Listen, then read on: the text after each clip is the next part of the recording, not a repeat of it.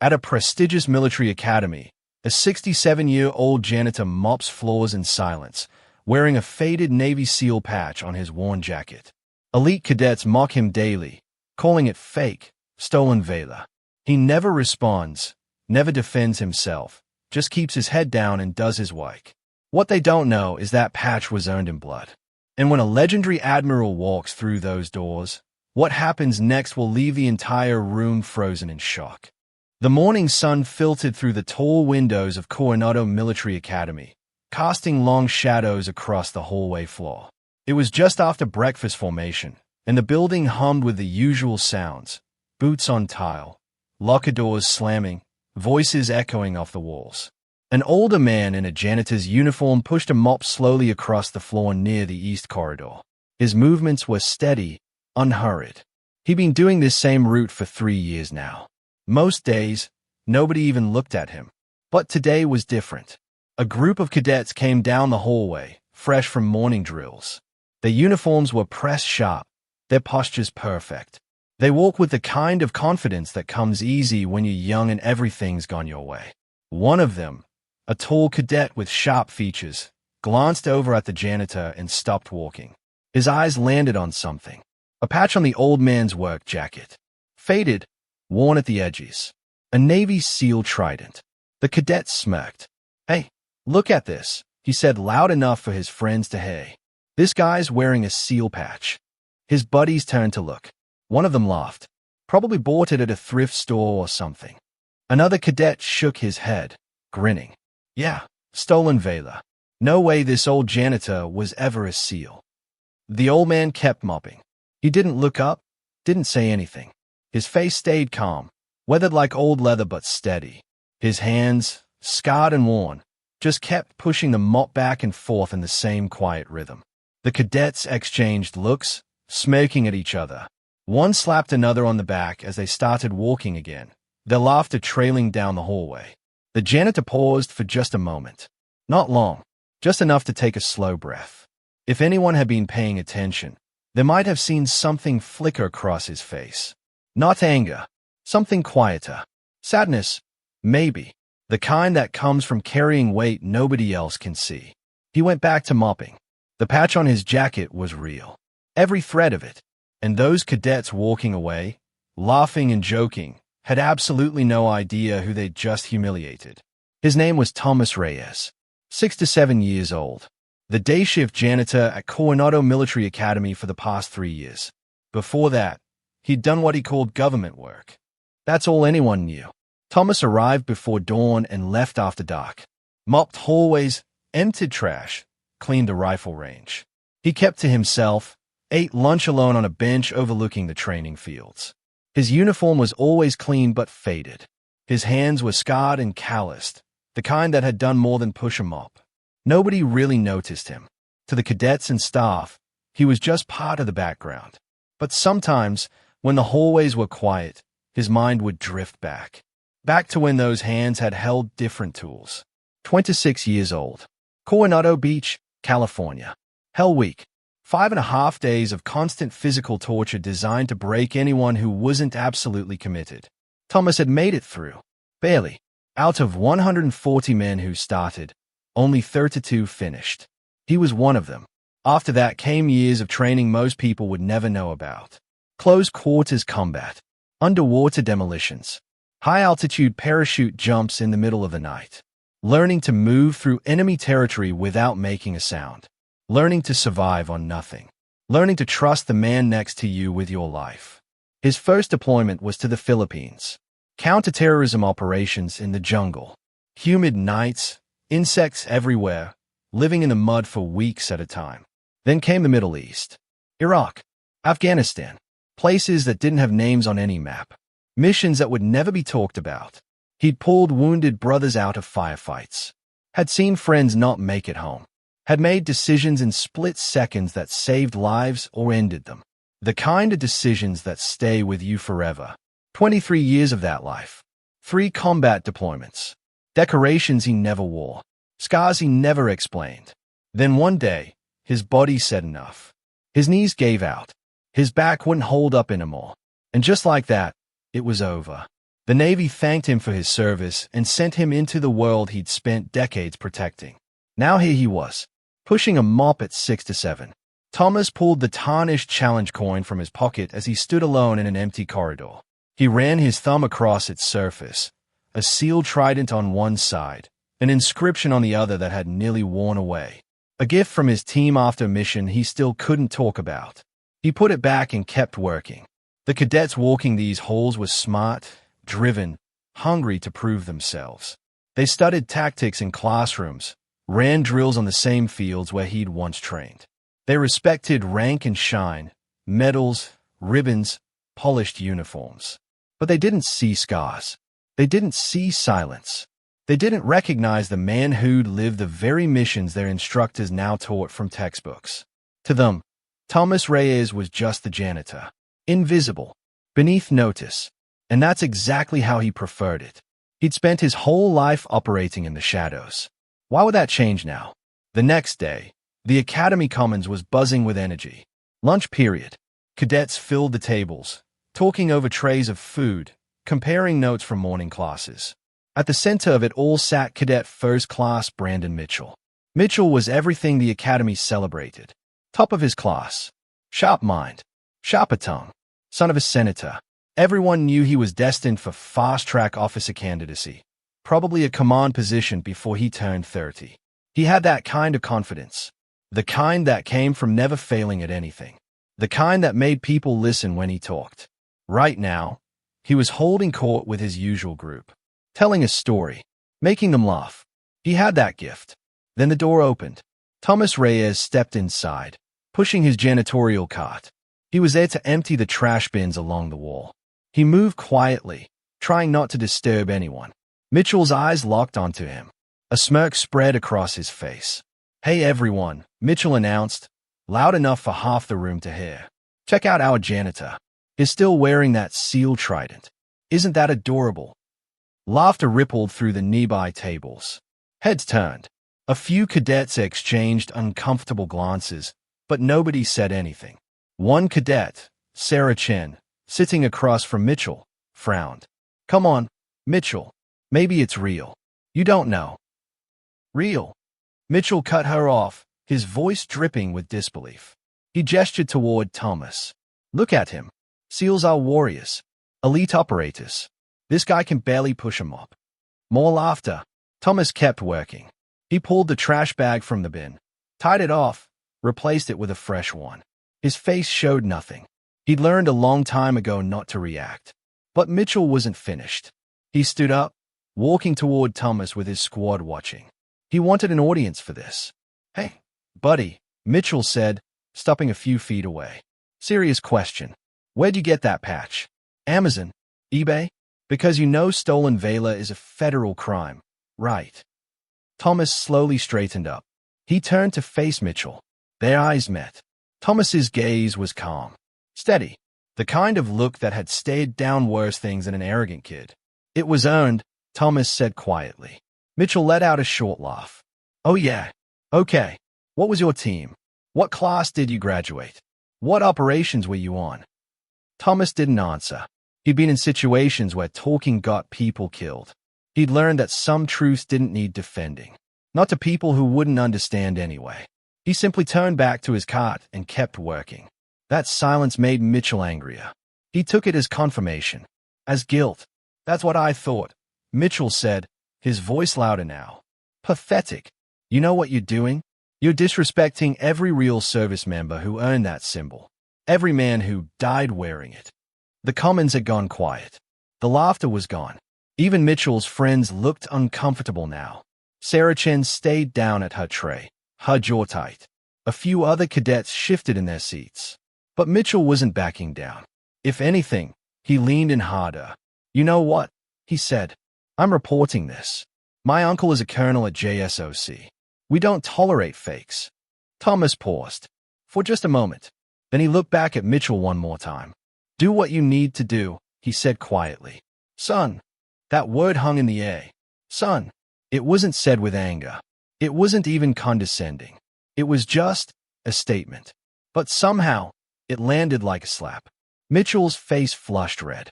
his hands clenched into fists at his sides. Thomas picked up his cart and walked out of the commons without another word. Outside in the hallway, away from the eyes and the voices, Thomas stopped. He leaned against the wall and closed his eyes.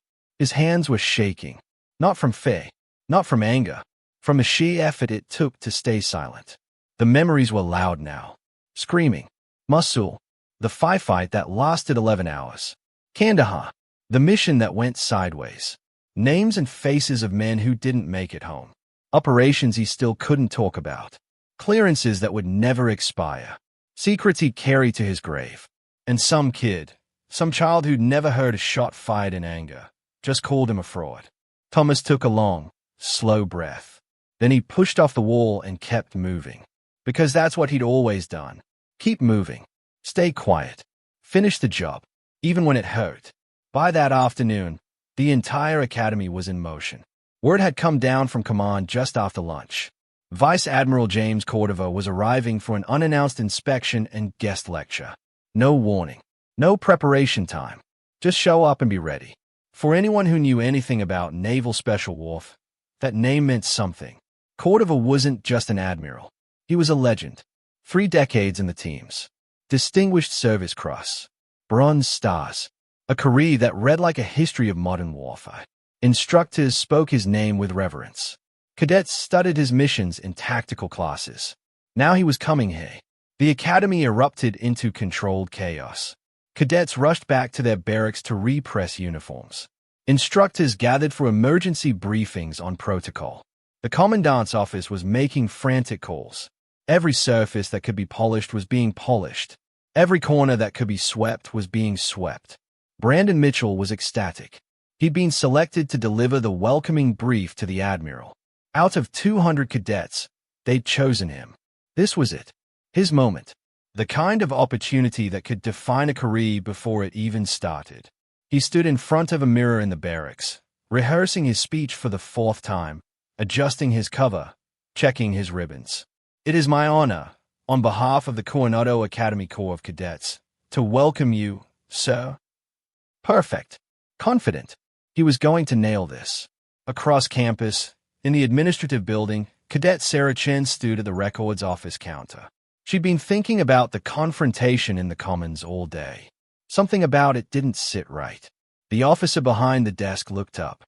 "Can I help you, Cadet?" "Yes, sir," Chen said carefully. "I wanted to ask about one of the staff members.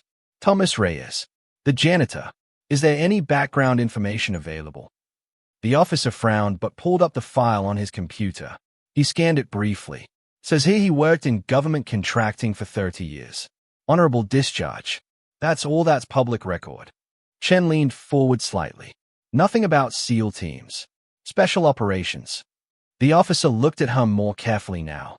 If someone was in special operations, most of that stays classified. Even after they retire. Why are you asking? Chen hesitated. Just curious, sir. The officer's expression softened just a bit. My advice. If you want to know about someone's service, ask them directly. Not a computer. He closed the file. Anything else? No, sir. Thank you. She left, but the uneasy feeling didn't. Meanwhile, Thomas was working his way through the main auditorium, the one where the Admiral would be speaking. He ran a dust mop across the stage, wiped down the podium, checked that the chairs were aligned in straight rows. A junior officer poked his head through the door, saw Thomas working. "Hey, you might want to wrap up quick," the officer said. "We've got a VIP arriving soon. Admiral Cordova. Ever heard of him?" Thomas stopped. Just for a second. Something flickered across his weathered face. Recognition. Memory. Something deeper than either.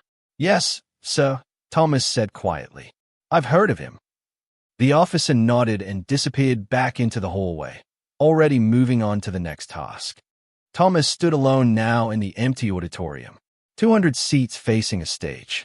Silence except for the hum of the ventilation system. He reached into his pocket, pulled out the challenge coin he always carried, turned it over slowly in his scarred hands. On one side, the SEAL trident. On the other, an inscription so worn from years of handling that it was barely readable. TF Red Wing, The only easy day was yesterday. A team coin. Not the kind you bought. Not the kind you were given lightly. The kind you earned in blood. His thumb traced the faded words. And just like that, he was back there. Fallujah, 2004. A compound that was supposed to be clear. It wasn't. Automatic weapons fire from 3 directions. Grenades. Chaos. Thomas taking rounds, bleeding, pinned down behind a crumbling wall. And then a young SEAL officer, barely older than the cadets here, charging through the gunfire, grabbing Thomas by his kit, dragging him to cover while shouting over the noise. "Stay with me, Master Chief. We're getting out of here." That officer's name was James Cordova. Thomas pocketed the coin, took a slow breath, picked up his mop and went back to work. He knew Cordova was coming, and somewhere in the back of his mind, he knew Cordova would remember him too. The auditorium was packed. 200 cadets in dress uniforms filled the seats, backs straight, eyes forward. Instructors lined the walls. The American flag stood at attention on one side of the stage, the Navy flag on the other. Everything was perfect, polished, ready. Brandon Mitchell stood at the podium, shoulders back, voice clear and confident. He was halfway through his welcoming remarks, and he knew he was nailing it. The SEAL ethos represents the highest standard of honor, courage, and sacrifice, Mitchell said, his tone practiced and smooth. It is a brotherhood forged in the crucible of combat, earned through blood and sweat, and maintained through unwavering commitment to excellence. The words sounded good. They always did when Mitchell spoke. He'd memorized them, rehearsed them. They rolled off his tongue like he'd lived them. But he hadn't. The rear doors opened. Vice Admiral James Cordova stepped inside. The entire room erupted to attention in one sharp motion. Chairs scraping, boots hitting the floor in unison. Cordova was tall, gray-haired, with the kind of presence that filled a space without effort. His hands were scarred. His uniform carried rows of ribbons that told stories most people would never hear. On his chest, above everything else, the trident. He raised a hand. At ease. The cadets sat today. Mitchell stepped aside from the podium, his heart pounding with excitement. This was it. The Admiral was here, and Mitchell had just delivered a flawless introduction. Cordova took the stage. He didn't use notes. Didn't need them. "I've spent 35 years in the teams," Cordova began, his voice steady and measured. "I've learned a lot in that time. But one of the most important lessons is this: real warriors don't announce themselves. They don't need validation or recognition. They carry their brothers' memories in silence and do the work no one else sees." The room was still. Every cadet hung on his words. Cordova's eyes began to scan the auditorium, slowly, taking in the rows of young faces staring back at him. Then his gaze drifted toward the back of the room, and stopped. There, near the exit, almost invisible in the shadows, was an older man in a janitor's uniform. He was quietly tying off a trash bag, trying not to make noise, trying not to be noticed. Cordova's expression changed. His eyes narrowed, then widened. Recognition flickered across his face, followed by something else. Disbelief, then something that looked like joy. He stopped speaking mid-sentence. The room noticed. Heads began to turn, following the Admiral's gaze. Cordova stepped away from the podium. His voice, when it came, was quieter now, but it cut through the silence like a knife. "Master Chief." The title hung in the air. Every head in the auditorium snapped toward the back. Thomas Reyes froze, trash bag still in his hands. For a long moment, he didn't move, didn't breathe. Then, slowly, he looked up. Their eyes met across the room. Cordova's weathered face broke into a smile, rare, genuine, filled with something deeper than respect. "Thomas Reyes," he said, louder now. "I'll be damned." The cadets stared. Instructors exchanged confused glances. Brandon Mitchell felt his stomach drop. Cordova started walking. Down the center aisle, past the rows of stunned cadets. They parted without thinking, leaning back in their seats to make room. His eyes never left Thomas. Mitchell's face had gone pale. Sarah Chen's hand covered her mouth. Cordova reached the back of the room, stopped in front of Thomas, and without hesitation, without a word, he raised his hand in a full, formal salute. "An admiral," saluting a janitor. The room held its breath. Thomas, still holding the trash bag, slowly set it down. His scarred hands came up. He returned the salute, crisp and exact, the muscle memory of decades. Master Chief Reyes, Cordova said, his voice thick with emotion. It's been too long, brother. Thomas's voice was quiet. Steady. Sir, good to see you. They dropped their salutes. For a moment, they just stood there. Two warriors, two generations, two men who understood things the rest of the room couldn't. Then Cordova turned, faced the cadets. His voice was different now. Harder, steel wrapped in controlled fury. This man, Cordova said, gesturing to Thomas, is Master Chief Thomas Reyes, one of the finest SEALs I've ever had the honor of serving with. 3 combat deployments. Silver Star. 2 Bronze Stars with Valor device. He paused, letting that sink in. He saved my life in Ramadi in 2006. Took 2 rounds pulling me out of a kill zone. The room was frozen. You could have heard a pin drop. Cordova's eyes found Mitchell, locked onto him. Is also a man who doesn't brag, doesn't ask for recognition, doesn't need it. And apparently, he's been working at this academy for 3 years without any of you knowing who the hell he is. Mitchell looked like he'd been punched in the gut. Cordova turned back to the room. His voice dropped, measured and deliberate. The only easy day was yesterday. He let the words hang. That's not just a motto. That's a way of life. And that patch Master Chief Reyes wears on his jacket. He pointed. He earned it. In blood. In sacrifice. In ways most of you will never understand. He paused, looked around the room. Anyone here want to question that? Silence. Mitchell's hands were shaking. Sarah Chen had tears running down her face. Other cadets sat frozen, some looking down at their laps in shame. Cordova turned back to Thomas. His expression softened. Why didn't you say anything, Tommy? 3 years and you never told anyone. Thomas gave a small shrug. A faint, tired smile. Didn't seem important, sir. I just wanted to serve. Cordova shook his head slowly. Respect and sadness mixed in his eyes. He gripped Thomas's shoulder. Once a SEAL, always a SEAL, brother. Thomas nodded. Who ya, sir? The room remained silent. But everything had changed. After the assembly ended, Admiral Cordova didn't leave. He found Thomas outside and insisted they sit down together.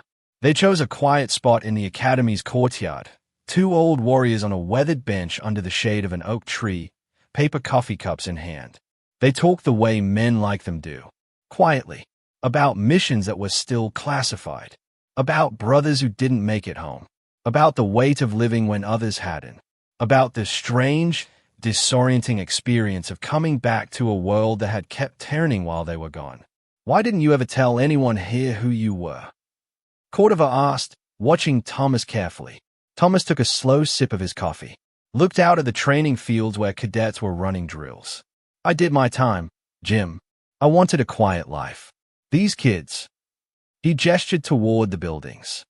They're good. They're young. They'll learn. I didn't need to be anything more than what I am now. Cordova shook his head, smiling sadly. You're still serving, Tommy, just in a different way. Thomas shrugged. Maybe, but it's honest work, and nobody's shooting at me. Inside the academy, Brandon Mitchell sat alone in an empty classroom. The lights were off. He stared at the desk in front of him, replaying every word he'd said.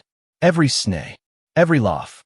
The way he'd stood there in front of everyone and called a Silver Star recipient a fraud. He felt sick. The door opened. Sarah Chen stepped inside. She'd been looking for him.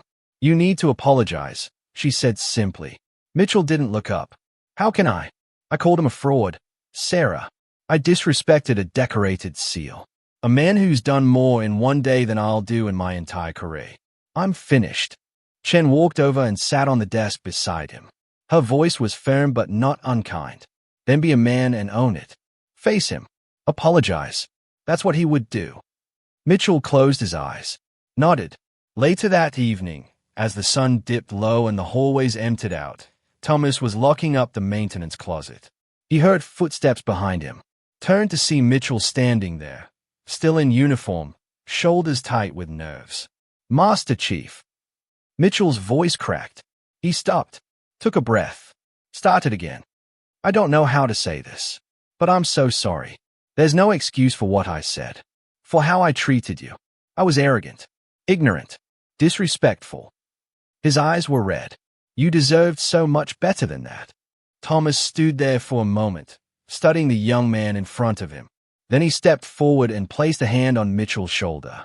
Son, Thomas said gently, you made a mistake. That's how people learn.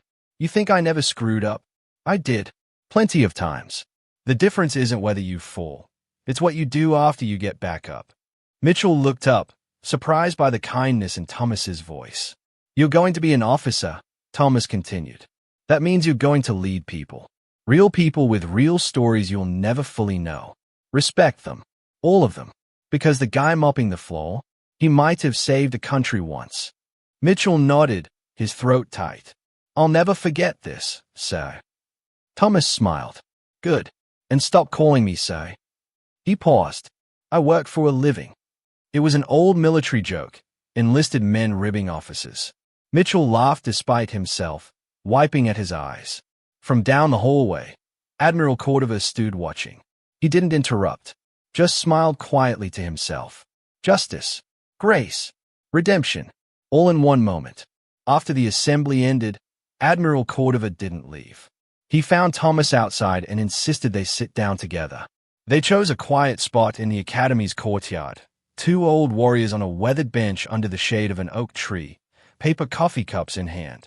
They talked the way men like them do, quietly, about missions that were still classified, about brothers who didn't make it home, about the weight of living when others hadn't, about the strange, disorienting experience of coming back to a world that had kept turning while they were gone. Why didn't you ever tell anyone here who you were? Cordova asked, watching Thomas carefully. Thomas took a slow sip of his coffee, looked out at the training fields where cadets were running drills. I did my time, Jim. I wanted a quiet life. These kids. He gestured toward the buildings. They're good. They're young. They'll learn. I didn't need to be anything more than what I am now. Cordova shook his head, smiling sadly. You're still serving, Tommy, just in a different way. Thomas shrugged.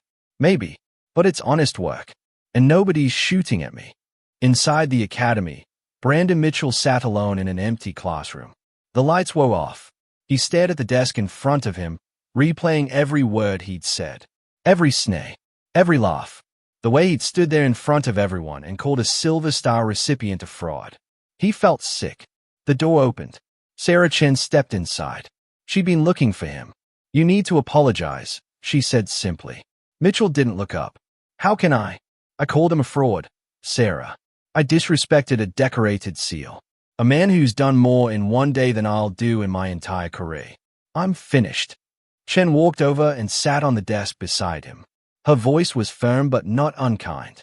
Then be a man and own it. Face him. Apologize. That's what he would do. Mitchell closed his eyes, nodded. Later that evening, as the sun dipped low and the hallways emptied out, Thomas was locking up the maintenance closet. He heard footsteps behind him, turned to see Mitchell standing there, still in uniform, shoulders tight with nerves. Master Chief. Mitchell's voice cracked. He stopped, took a breath, started again. I don't know how to say this, but I'm so sorry. There's no excuse for what I said, for how I treated you. I was arrogant, ignorant, disrespectful. His eyes were red. You deserved so much better than that. Thomas stood there for a moment, studying the young man in front of him. Then he stepped forward and placed a hand on Mitchell's shoulder. Son, Thomas said gently, you made a mistake. That's how people learn. You think I never screwed up? I did.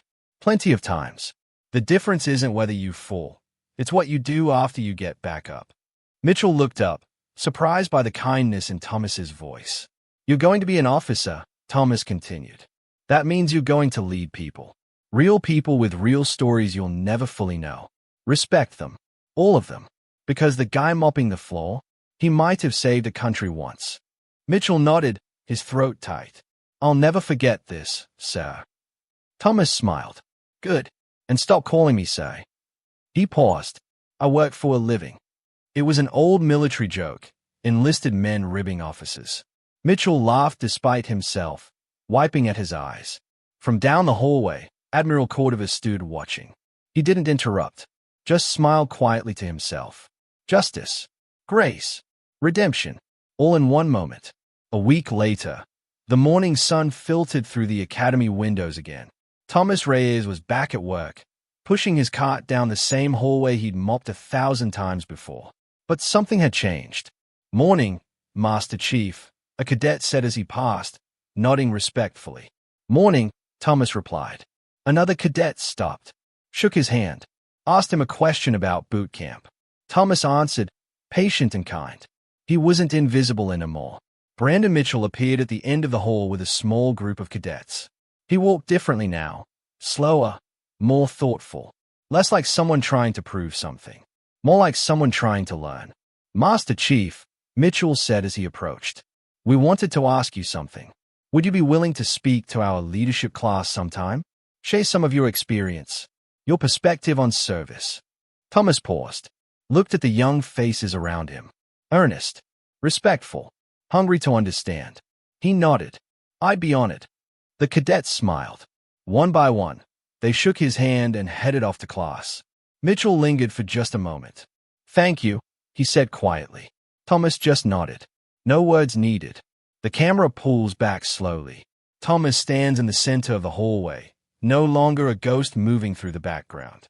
He's surrounded by the next generation, young men and women learning what it means to lead, to serve, to respect the people around them. His faded seal trident patch, once mocked and dismissed, now gleams quietly in the morning light. A symbol, not of pride or ego, but of sacrifice, of humility, of a life lived in service to something bigger than himself. Real heroes don't announce themselves. They don't need applause or recognition. They carry their honor quietly, in scars no one sees, in choices no one witnesses, in the simple act of showing up and doing the work, day after day, whether anyone's watching or not. Before you judge someone, before you decide who they are based on what they look like or where they stand, remember this. You have no idea what battles they've fought, what losses they've carried, what sacrifices they've made in silence. Respect may be earned, but dignity is owed to everyone. The final frame, Thomas walking down the hallway toward the exit, early morning sunlight pouring through the windows. His trident patch visible on his shoulder, his head held high, not because anyone's watching, but because that's who he is. If this story moved you, take a moment to honor the silent heroes around you. The veterans, the workers, the people you pass every day without really seeing. Share this story. Leave a comment about someone who inspired you. And never forget, the only easy day was yesterday.